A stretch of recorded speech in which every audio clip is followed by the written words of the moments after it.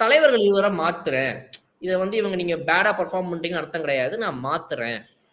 வேற தலைமையில போனா எப்படி இருக்கும்னு தெரிஞ்சுக்கிறதுக்காக தான் மாத்துறேன். உங்க தலைமை தப்பா இருந்துச்சுன்னு நான் சொல்ல வரல. ஏன்னா அடுத்து அது ஒண்ணு வந்துரும்.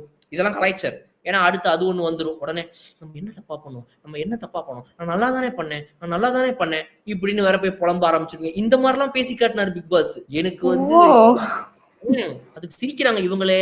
ஐயய்யோ! விக்கல்ஸ்லாம் வந்து அப்படின்னாரு. இவ்வளவு அசிங்கப்படுத்துறானுங்களே அப்படின்னு சொல்லி. So இதெல்லாம் நடந்துதான் கடைசியா பிக் பாஸ் வந்து ஒரு முடிவுக்கு வந்து அட்வைஸ் பண்ணி ஒவ்வொருத்தவங்களும் எழுப்பி கேப்டன் நீங்க வந்து எப்ப கேப்டனா இருக்கீங்க, எப்ப டாஸ்க்ல இருக்கிற சேவகனா இருக்கீங்கன்னு எனக்கு தெரியவே மாட்டேங்குது. தயவு செய்து அதுக்கு ஒரு கிளாரிட்டி எங்களுக்கு கொடுங்க. தேவைப்பட்டா மட்டும் நீங்க கேப்டனா உள்ள வாங்க. மத்தபடி கேரக்டர்ல இருங்க. திவ்யா, அமித் 2 பேரும் கூட்டத்துல காணாம போயிட்டீங்க. உங்களுக்கு புரியும்னு நினைக்கிறேன். ஒழுங்கா ஏதாவது பண்ணுங்க.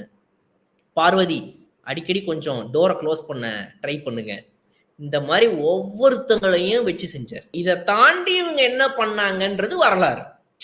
அதையும் தாண்டி கூச்சல்கள், குழப்பங்கள், சண்டைகள், எதிர்ப்புகள், அதுல வந்து ஒரு மறுபடியும் புதுசா வந்த ராணியாலையோ அரசனாலையோ ஒன்றும் பெருசாலாம் ஒன்றும் பெரிய சேஞ்ச் கொண்டு வர முடியாத தேவா தான் இன்னைக்கு இருந்துச்சு.